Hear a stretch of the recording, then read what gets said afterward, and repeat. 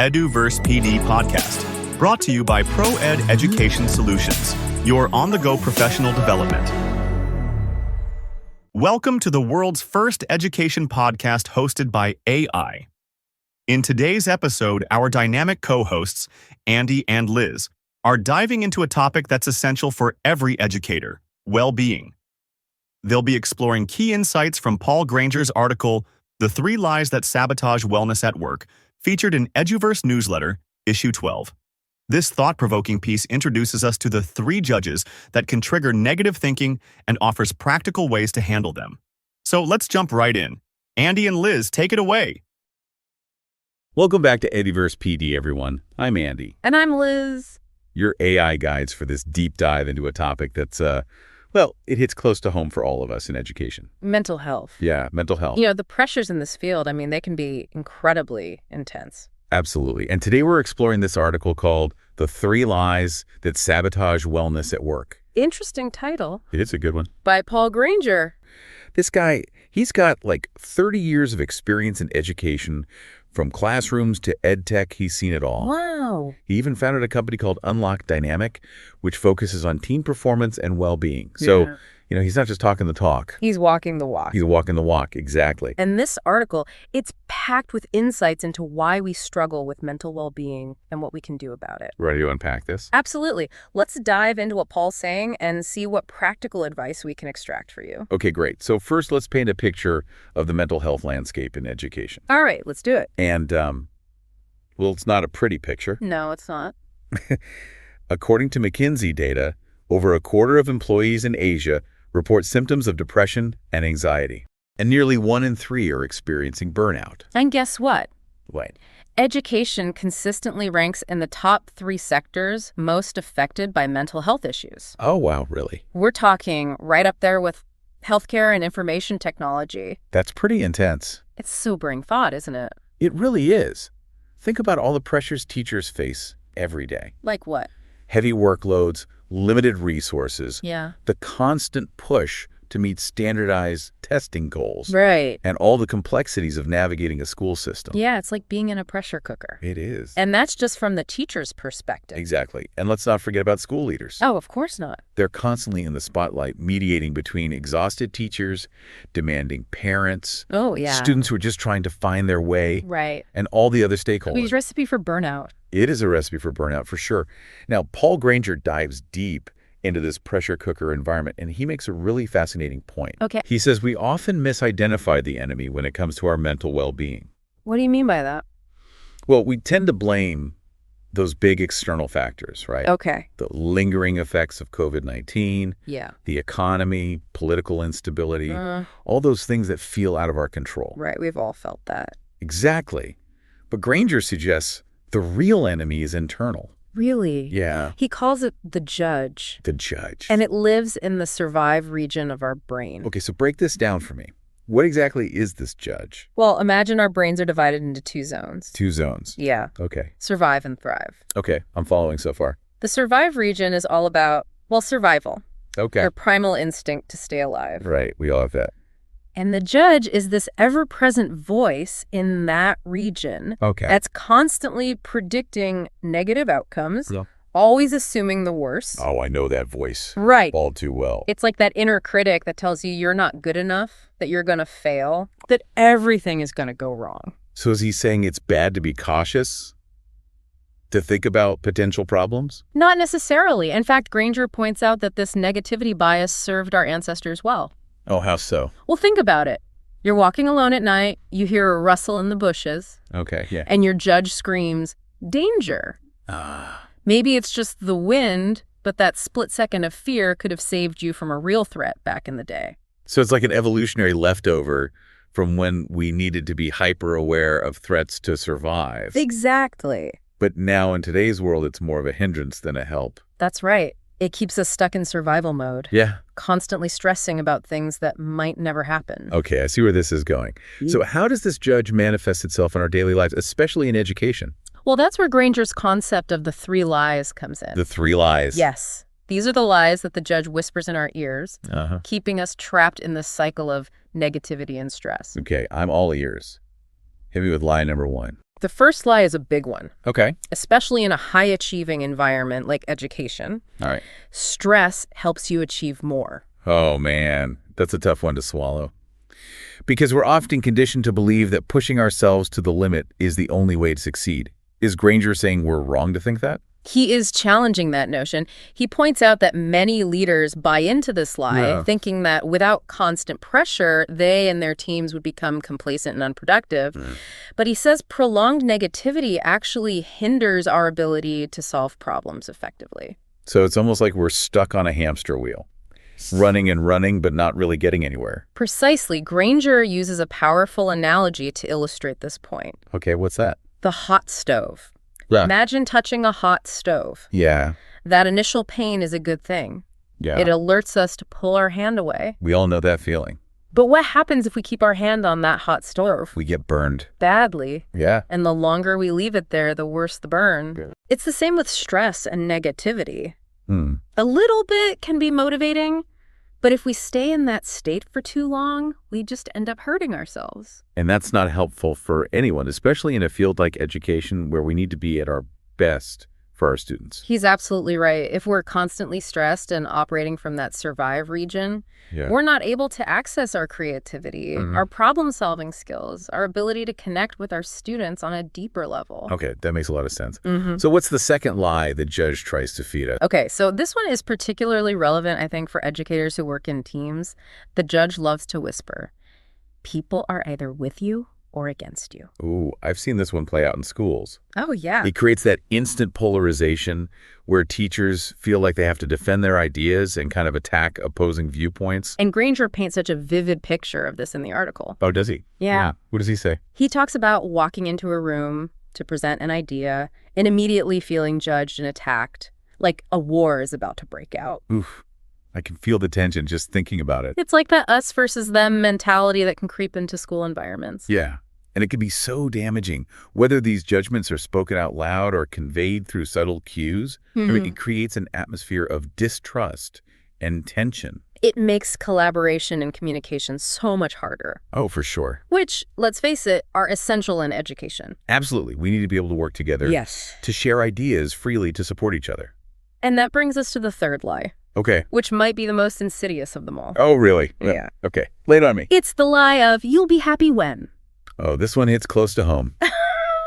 It's like we're constantly chasing this elusive feeling of happiness. Yeah. Always thinking it lies just around the corner. Right. The judge is a master at moving the goalposts. We achieve that promotion, get that new job, reach that fundraising target. And for a fleeting moment, we feel happy. But then what? The judge whispers, okay, but you'll be really happy when, and sets a new, even more challenging goal. Oh, man. It's a never-ending cycle. I've been there so many times. It's like you never get to actually enjoy the fruits of your labor because you're already focused on the next thing. And it's especially prevalent in education. We tell ourselves, I'll be happy when my students get better test scores, when we achieve a higher graduation rate, when we finally get that new facility. Yeah. But the reality is that happiness rarely lasts. It's like we're always striving for something just out of reach. And in the process, we're missing out on the joy of the present moment. Exactly. And this constant striving and dissatisfaction takes a toll on us. Yeah, I bet. It can lead to burnout, disengagement, and even higher turnover rates. So we've identified these three lies that the judge is whispering. What do we do about it? How do we break free from this cycle of negativity and self-sabotage? That's the million-dollar question, isn't it? It is. And thankfully, Grainger doesn't leave us hanging. He offers some really practical advice on how to recognize, confront, and ultimately weaken the judge's hold on our minds. All right, I'm ready for some actionable advice. Tell me more. The first step, and perhaps the most crucial one, is awareness. Right, you can't fight an enemy you can't see. Exactly. Right. We need to start paying attention to the judge's voice in our heads, recognizing those negative thought patterns, and understanding how they impact our emotions and behaviors. So how do we do that? How do we even begin to become aware of something that's been operating under the radar for so long? Grainger suggests a simple, but surprisingly effective technique. Okay, I like simple and effective. Naming your judge. Naming it, like giving it a persona. By giving your judge a name, you create a sense of separation between your true self and this negative inner critic. It's like you're calling it out, saying, hey, I see you there, and I'm not going to let you control me anymore. That's the idea. And it can be surprisingly powerful. Really? Grainger mentions some of the names he's heard people give their judges. Like what? Chaos, executioner, destroyer. Okay, I kind of love that. Yeah. It almost makes it a bit more manageable, a bit less scary, when you can give it a name and maybe even chuckle at it a little bit. Right. Humor can be a great tool in disarming the judge. Sure. And Grainger encourages us to engage with our judges playfully. Playfully. Almost like having a conversation with them. Oh, okay. Give me an example of what that might look like. Okay, let's say you're feeling overwhelmed by a task. Yeah. And you hear that familiar voice saying, you'll never get this done, you're going to fail. Instead of letting that thought spiral into anxiety, Right. you could say something like, okay, negative Nancy, I hear you, but I'm going to give this my best shot and I know I can handle it. I like that. It's like you're acknowledging the judge's presence, but not letting it dictate your actions. Exactly. And the more you practice this, the weaker the judge's voice becomes. Okay. It goes from a booming shout to a faint whisper that you can easily dismiss. So naming the judge, engaging with it playfully, these are some great starting points for reclaiming our mental well-being.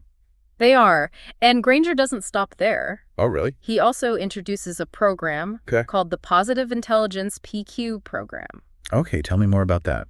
This program is designed to help people identify and manage their saboteurs. Saboteurs. With the judge being the ringleader. I like that word. It really captures the essence of these negative thought patterns. It does. And the PQ program dives deep into understanding these saboteurs. Okay. Providing tools and techniques for weakening their grip on our minds. So what does PQ stand for? PQ stands for Positive Intelligence Quotient. Positive Intelligence Quotient. Which essentially measures whether our minds are working for us or against us. So it's like an emotional intelligence score. Yeah. But specifically focused on our positive thinking abilities. That's a great way to put it. Yeah. And the research behind this program is pretty compelling. Studies show a strong link between a high PQ and both improved performance and greater well-being. That makes sense. When we're less bogged down by negative thoughts, we're free to focus our energy on the things that matter most, both in our work and in our personal lives. Exactly. Now, this is where it gets really interesting. So a high PQ doesn't just make us happier, it actually helps us be more effective in our work. That's interesting. And in education where the stakes are so high, yeah, that effectiveness can make a world of difference for our students. I see what you mean. When teachers and school leaders are able to manage their stress and negativity, right, they can show up more fully for their students, create a more positive learning environment, and ultimately achieve better outcomes for everyone. It's not just about individual performance either. Oh, really? High PQ teams are more collaborative, more innovative, and more resilient in the face of challenges. They communicate better, they trust each other more, and they're able to navigate conflict more effectively. So if we connect this to the bigger picture, investing in mental well-being isn't just a nice-to-have for schools. It's a strategic imperative. I like that. It's about creating a culture where everyone can thrive. Yeah. Not just survive. Couldn't have said it better myself. Now, one thing that really struck me about Grainger's article was this statistic he cites from a Gallup poll. Okay. He says only 24% of employees at organizations that offer wellness programs actually participate in them. Wow. That's pretty low. What do you think that is? Grainger argues that many of these programs fail because they take a one-size-fits-all approach. They don't address the root cause of the problem, which is often this deep-seated negativity bias that we've been talking about. So it's not enough to just offer yoga classes or mindfulness workshop. We need to go deeper and equip people with the tools to manage their own minds. Yes. To recognize and challenge those self-sabotaging thoughts. And that's where programs like the Positive Intelligence PQ program can be so valuable. Yeah. They provide a framework for understanding our own minds, for identifying our saboteurs, and for developing the mental muscles we need to overcome them. It's like giving people a roadmap for navigating their own mental well-being. And the beauty of it is once you learn these skills, you can apply them in every area of your life. Exactly. And I think that's a really empowering message, especially for educators who are often so focused on caring for others that they neglect their own well-being. It's a reminder that self-care isn't selfish. It's essential. We can't pour from an empty cup. So true.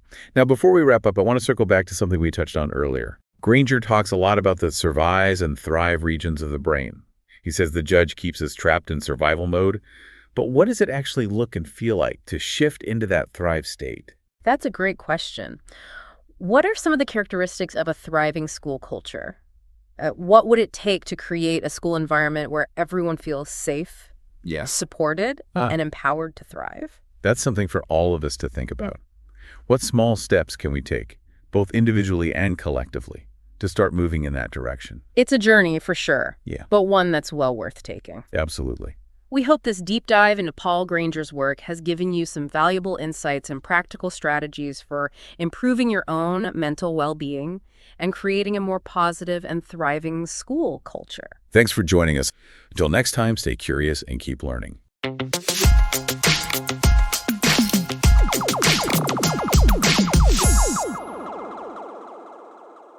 Thank you, Andy and Liz, for that insightful discussion on educator well-being. Remember, you can read the full article, The 3 Lies That Sabotage Wellness at Work by Paul Grainger, in EduVerse Newsletter, Issue 12. Just visit our website at www.proed.com.vn/eduverse to download your copy. And if you have experiences or insights to share, EduVerse is always open to contributions from educators like you. Submit your article and join us in building a supportive, global community. Until next time, keep prioritizing your wellness. You deserve it. Well, we hope you enjoy our episode today, and we can't wait to welcome you again in our next episode on EduVerse PD Podcast, brought to you by ProEd Education Solutions.